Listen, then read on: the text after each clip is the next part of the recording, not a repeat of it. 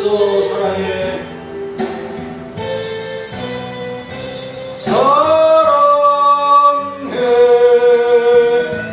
그 무엇보다 사랑해 그 무엇보다 사랑해 내 생명 드립니다.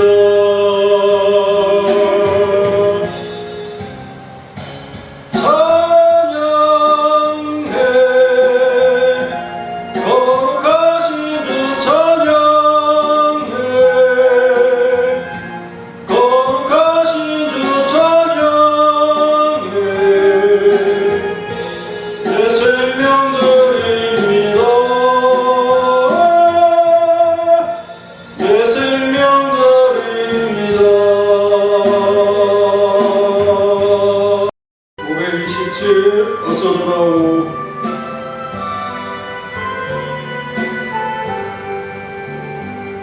어서 돌아오. 어서 돌아오. 지은 죄가 우리 무겁고 크기로 주 얻지 못한 나가고 또 받으시리여. 우리 주의 넓은 가슴은 하늘보다 넓고 넓어. 어서 돌아오. 어서 돌아오. 우리 주는 날마다 기다리신다오. 밤마다 문 열어놓고 마음 졸이시며 나간 자식 돌아오기만 밤새 기다리신다오. 밤마다 문 열어놓고 마음 졸이시며 나간 자식 돌아오기만 밤새 기다리신다오.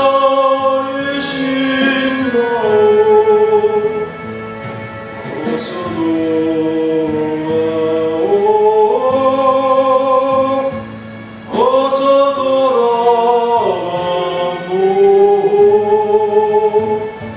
죄짐 맞아 아파도 주님의 손으로 내리시고 어루만져 위로해 주시는 우리 주의 넓은 품으로 어서 돌아오소.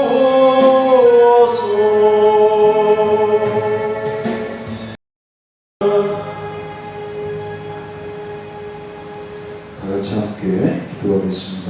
우리 성도들 무더운 여름에 힘들고 건강 어렵지 않도록 기도해 주시고 또 교우들 영적으로 더 신앙 건강해져서 모든 모임에 힘써 열심히 할 수 있도록 깨워달라 다 같이 기도하겠습니다. 하나님 감사합니다. 오늘도 주의 정으로 우리 발걸음 인도하시고 밤에 주여 기도합니다. 무더운 여름입니다. 뜨거운 날씨 가운데 건강 잃지 않도록 도와주시고 또 길에서 쓰러지지 않도록 우리 잘 보호하시고 이 무더운 여름 잘 지날 수 있도록 도와주시고 특별히 신앙의 건강을 되찾을 수 있도록 도와주옵소서. 우리 수요문 우리 사랑하는 성도들 우리 권사님들 꼭 출석해야 합니다. 하나님께서 함께 하시고 이 모임에 결국 은혜를 주옵소서. 우리 성도들 또 기도에 또 말씀의 예배에 게으름 피지 않도록 도와주시고 하나님께서 이런 모든 모임에 기대하고 기다리신다는 것을 함께 하시고 우리가 온라인 예배를 드리지만 이것은 주가 아니라 물리적인 수단으로 항상 되어야 하시고 정말 정돈된 마음으로 자세를 가다듬고 우리의 발걸음에서 예배하는 일에 열심히 할 수 있도록 도와주셔서 우리 또 육체의 건강을 주셔서 주님을 위해서 항상 참 일할 수 있도록 우리의 시간 참 얼마나 우리 주의 값진 시간입니까? 주님 오실 때까지 우리가 열심히 주님을 기다리며 애써 힘써 일할 수 있도록 도와주시고 성과와 열매를 거두어서 주님을 영화롭게 하는 귀한 삶을 이루어갈 수 있도록 하나님께서 오늘도 이 밤에 우리가 기도하는 입술 목소리를 청정하여 주시고 오늘 밤에 강력한 우리의 하늘 보좌를 흔드는 기도가 될 수 있도록 도와주시고 우리가 주님 실제적으로 그 기도 참 응답되어진다고 하는 믿음 가운데 하나님 앞에 간절히 진심으로 구하게 하시고 주님을 바라볼 수 있도록 도와주시옵소서. 우리 온유하신 우리 주님 우리를 용접해 주시고 품어주시고 사랑을 쏟아주시는 그 은혜를 항상 기억하면서 우리의 마음에 인자하신 우리 주님을 항상 마음에 담고 살아갈 수 있도록 도와주옵소서. 우리 온 성도들 오늘 수요일에 출석하지 못했지만 마음들 위로하시고 함께해 주시며 더욱 힘을 내어서 정말 결단하는 마음으로 주의 전으로 달려올 수 있도록 도와주시고 그래야 기도로 힘을 얻고 예배로 힘을 얻어서 하나님을 영화롭게 할 수 있도록 역사하옵소서. 오늘 밤에도 주님의 십자가 달리신 그 현장을 생각하면서 우리가 말씀을 묵상하기를 원합니다. 우리 주님은 죄가 없이 우리를 위해서 모든 것을 하시며 그 목적을 두면서 일하십니다. 그래서 그 모든 괴로움을 참으시고 일하시는 가운데 우리가 본받을 일들이 많습니다. 하나님께서 함께 해주시고 주님의 그 진실하신 모습을 닮아서 우리도 그리스도인으로서 주님을 따라갈 수 있도록 도와주시옵소서. 예수님의 이름으로 기도하옵나이다. 아멘. 같이 목사님들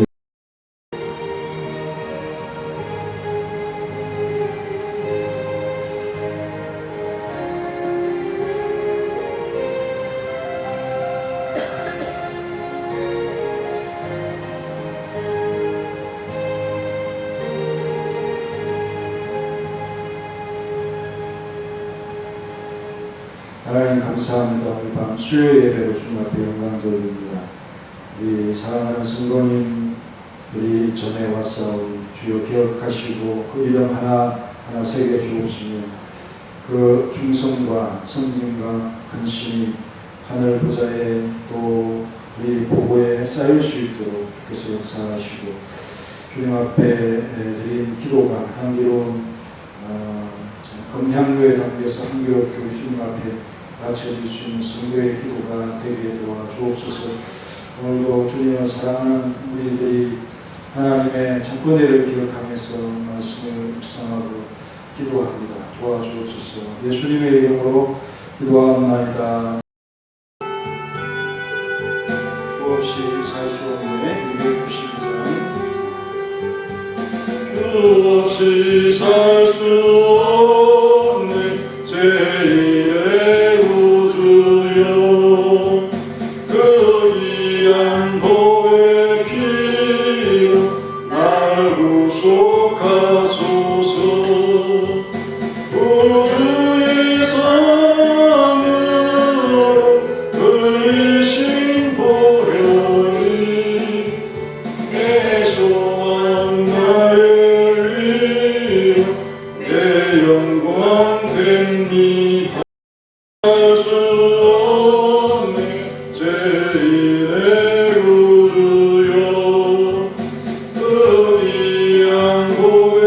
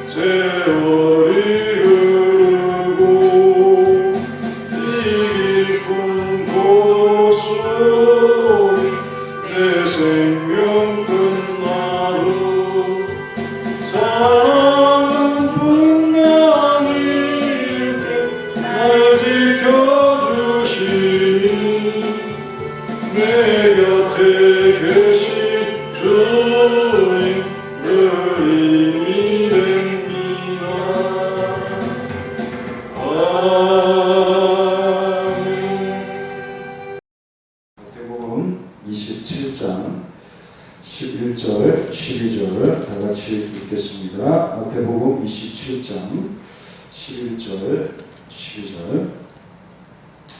예수께서 총독 앞에 섰음에 총독이 물어 이르되 내가 유대인의 왕이냐? 예수께서 대답하시되 내 말이 옳도다 하시고 대상들과 장로들에게 고발을 떠나되 아무 대답도 아니하시는지라.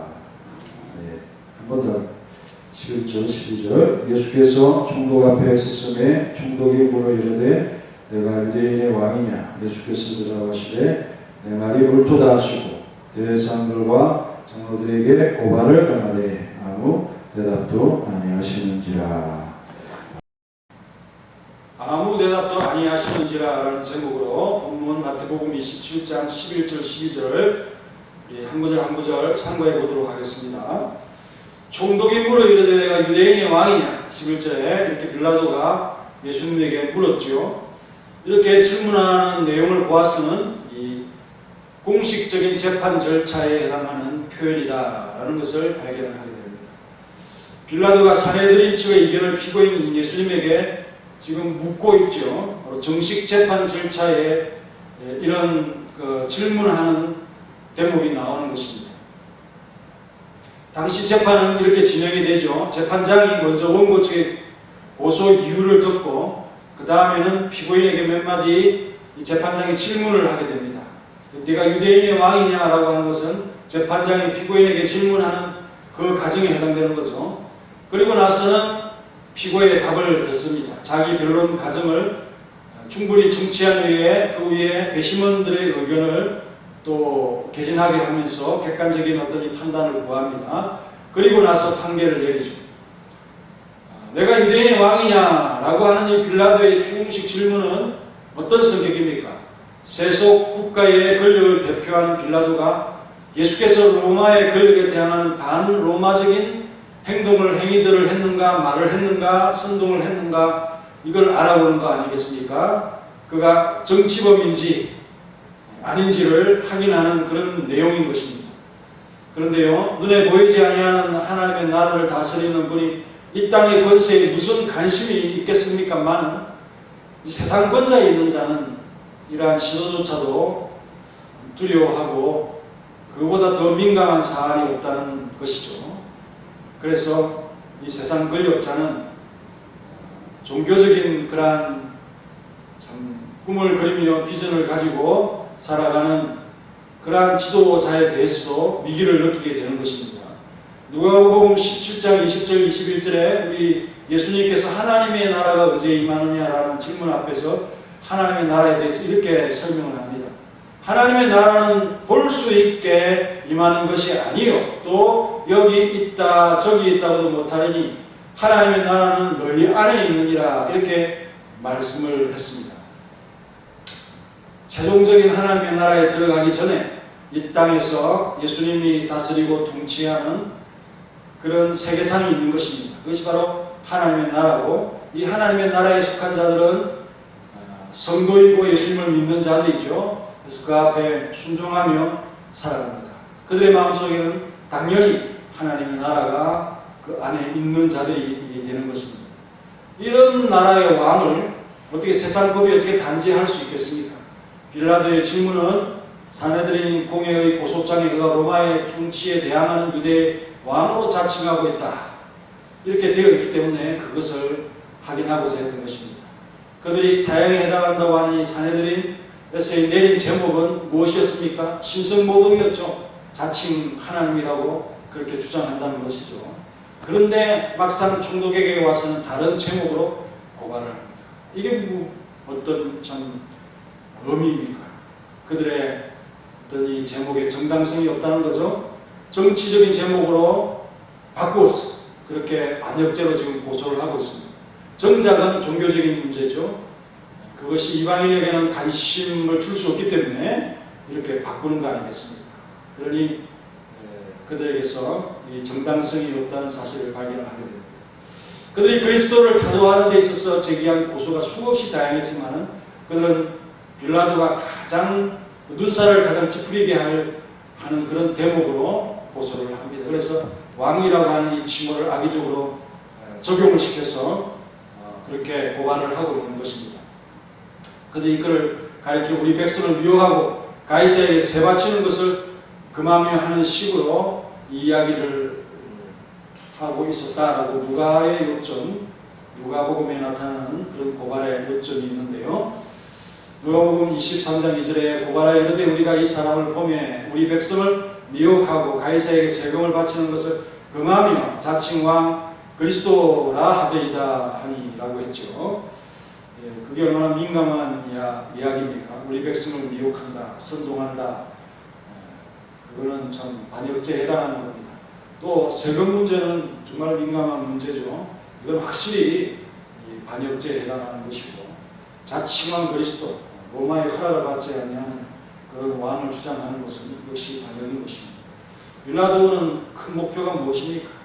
로마의 제국에 속한 이 민족들이 평화롭게 지내고 그것을 좀 장악하는 그것이 최대의 관심인데요. 이 마음을 이용하려고 하는 그런 개개의 고발 아니겠습니까? 그러니 이보다 더 가증스러운 고소가 따로 있을 수 없다라는 생각을 합니다. 요한복음에도 여러 가지 고소 내용이 있지만 밀람과 세금에 대한 저항, 자칭한 그리스도라고 하는 이것이 제일 가는 고소의 고발의 제목이었다 하는 점, 문맥을 통틀어 볼 때 분명하게 드러나고 있습니다.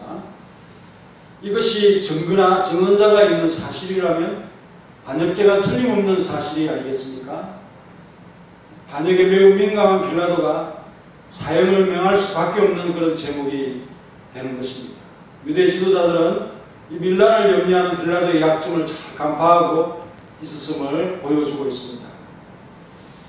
오늘날도 마찬가지로 사단은 바로 이런 거짓말, 곧 그리스도께서는 그의 나라를 건설함으로써 이 세상의 모든 나라를 붕괴시키며 왕과 관리들의 권리를 짓밟고 있다면서 복음을 증오하게 하고 의심하게끔 가전 노력을 다하고 있지요.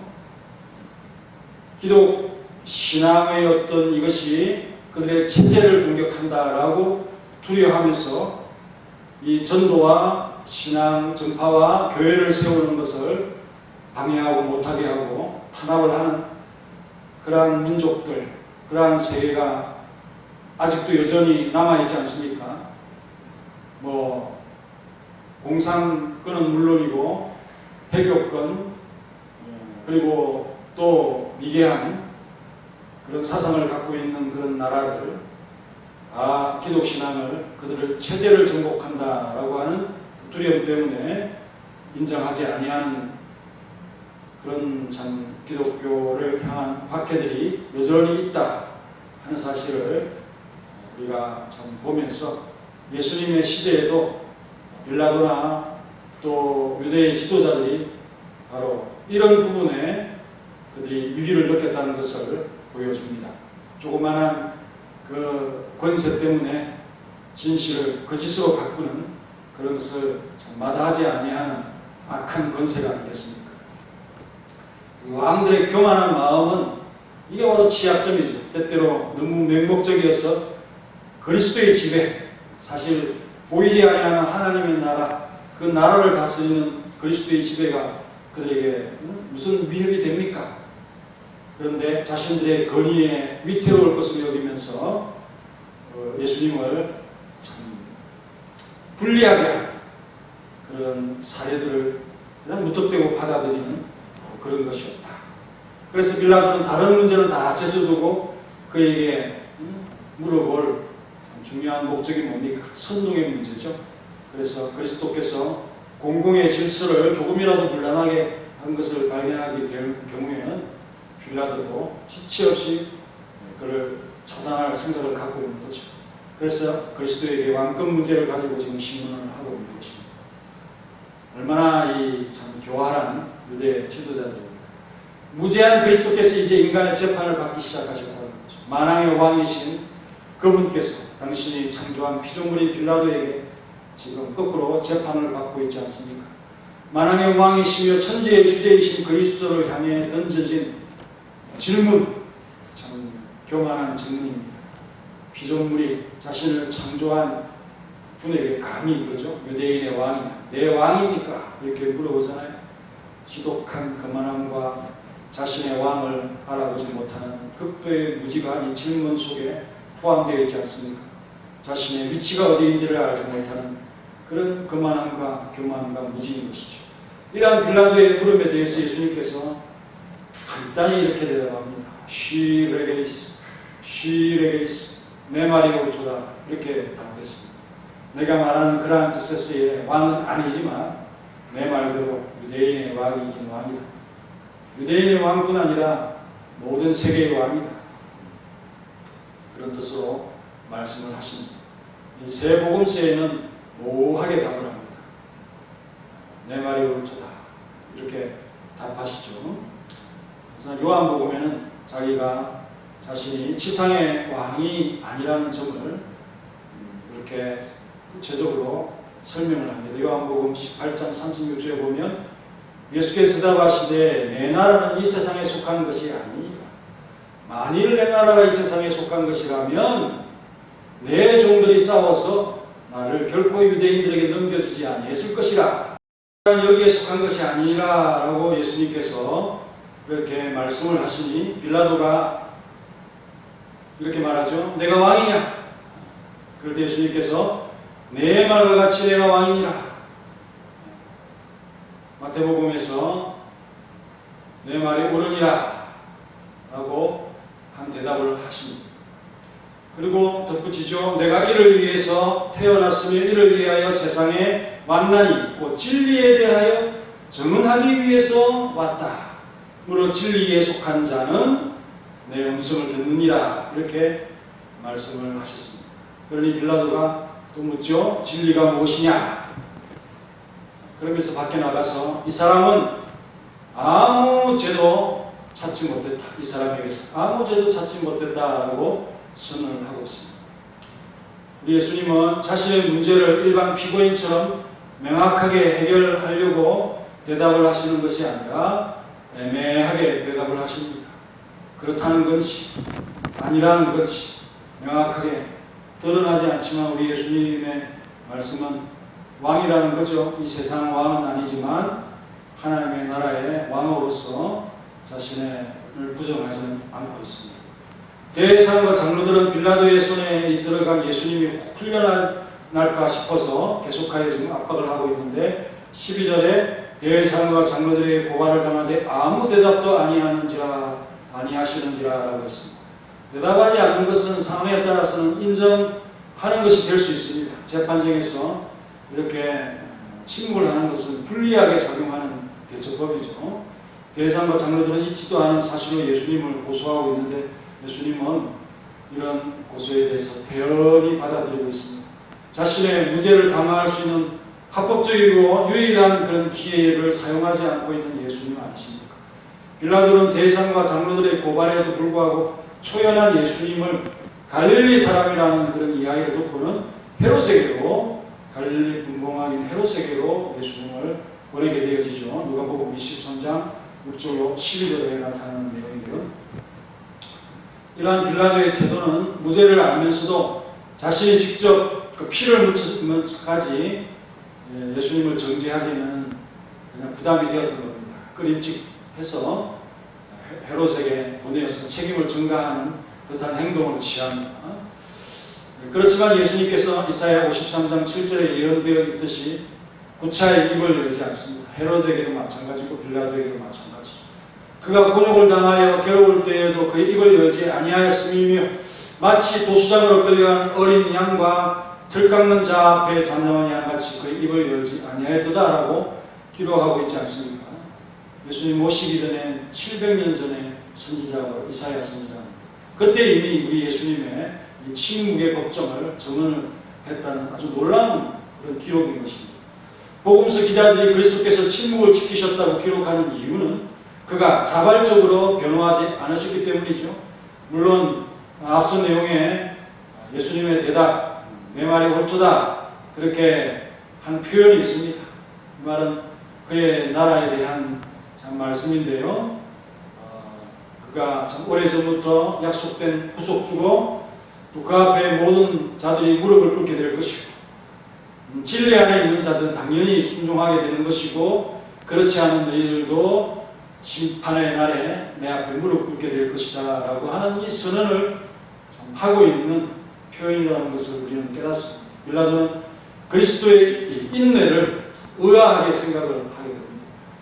그리스도께서 매정하고 헛된 이 중상 모략들을 충분히 방어할 수 있음에도 불구하고 침묵을 지키고 있는, 그래서 그의 무죄성을 증명하는 일에 있어서 손해를 분명히 당하고 있으면서도 그렇게 참 철저히 또 적극적으로 대답하지 아니하는 예수님에 대해서 이상하게 여기고 있는 것이죠. 우리 예수님께서 얼마나 깨끗한지 불신자인 이 빌라도조차도 변호인의 설명 없이도 그것을 충분히 볼 수 있었던 것입니다.